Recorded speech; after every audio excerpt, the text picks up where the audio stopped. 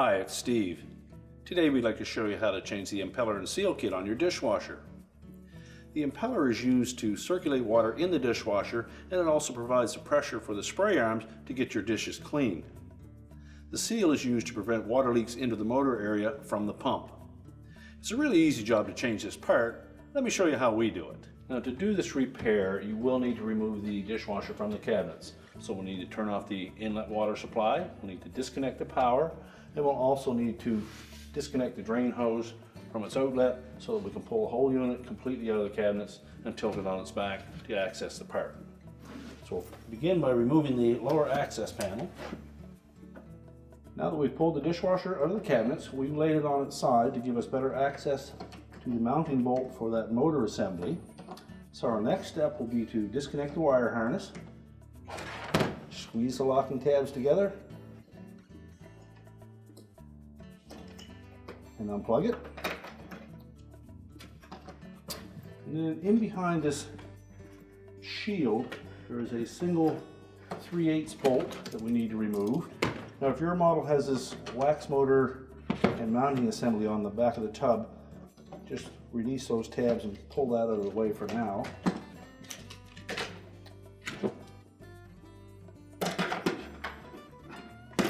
And then with either a socket or a nut driver, we'll remove that bolt.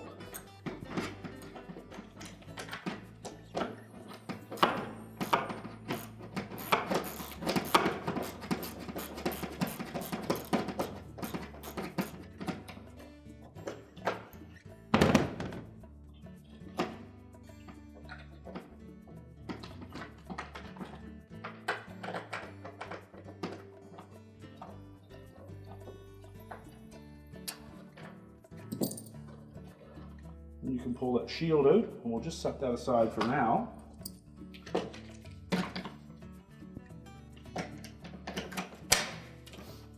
Well, next we're going to grasp that motor and just turn it a little bit counterclockwise.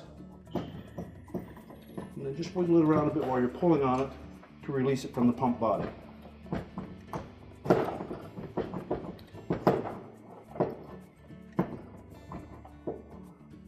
Now with the bolt out of the way, we're next going to grasp that motor and just turn it counterclockwise as far as it will go, and then gently pull it back to release it from the pump body. And we'll take that and set it on a suitable work surface, and we can change that impeller and seal.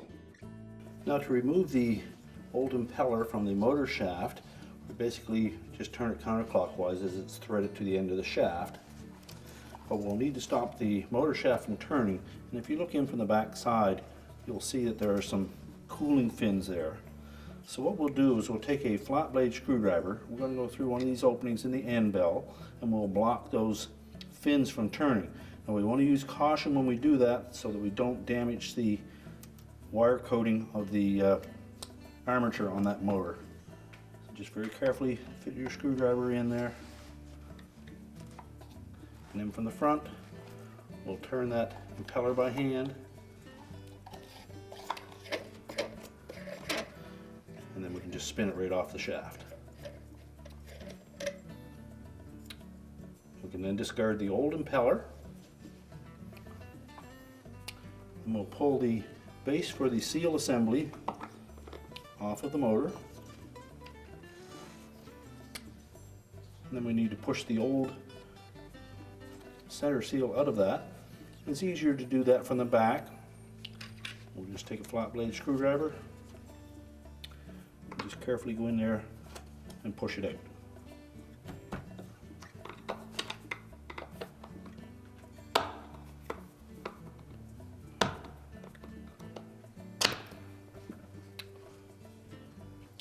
Now next, we'll want to clean this area of any debris and have it ready to put the new seal in.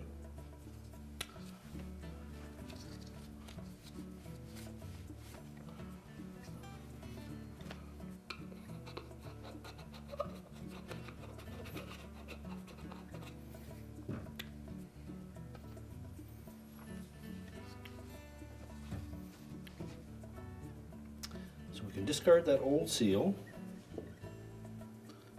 take our new one, and before we install it, just inspect that carbon surface on the top just to make sure that there is no damage to that. If there are any chips or cracks in it, it will probably leak, so you'll want to replace it. And you can just moisten the inside of that opening or the outside of that seal just to help push it into place.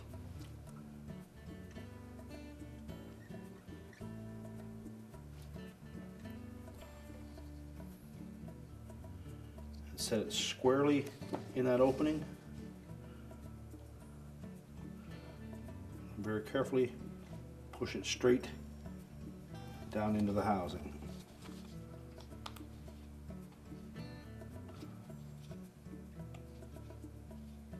And just make sure it's flush all the way around.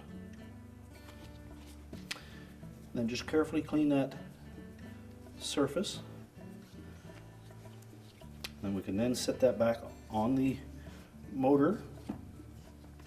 You'll note that there is an indicator arrow on that housing as well as one on the motor. We need to make sure that we line those up.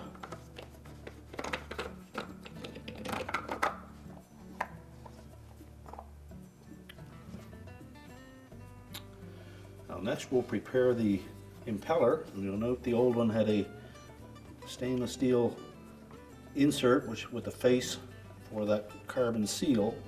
We need to install that in the new one. So we'll begin by putting in the large flat washer.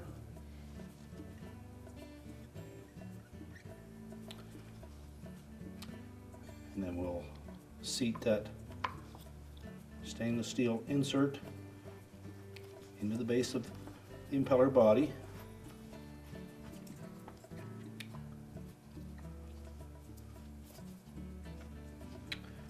Make sure it's pressed all the way into place.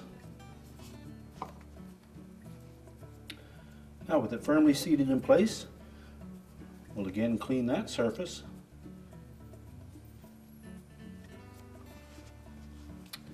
And then we can thread it back onto the motor shaft.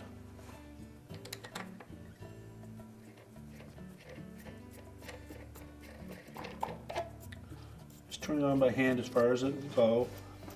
And then again, we're going to come in from the back with a flat blade screwdriver, catch those fins, and then we can tighten it completely.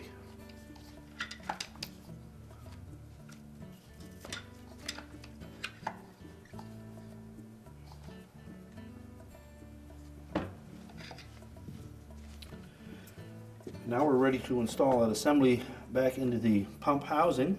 And again, we want to make sure that we line up this arrow with the arrow on the metal casing when we slide that into the pump body.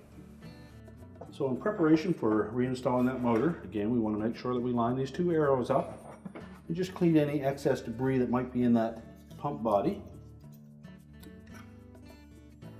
And then we're going to line this up so that the motor harness connector is just a little shy of the 12 o'clock position.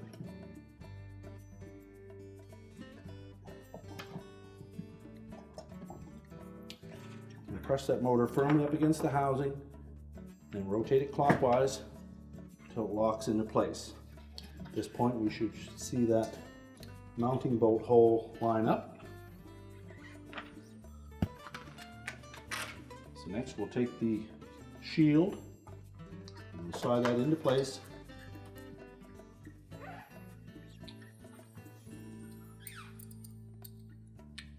Take our 3/8 bolt and fit that in underneath. And you may find it easier to actually fit the bolt through that hole in that shield and use that as a support when you line the bolt up.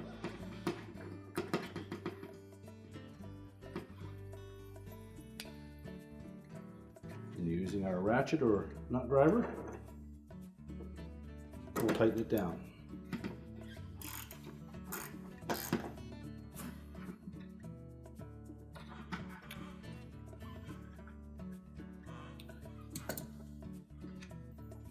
Now on this model we had the wax motor assembly, so we'll reconnect that first.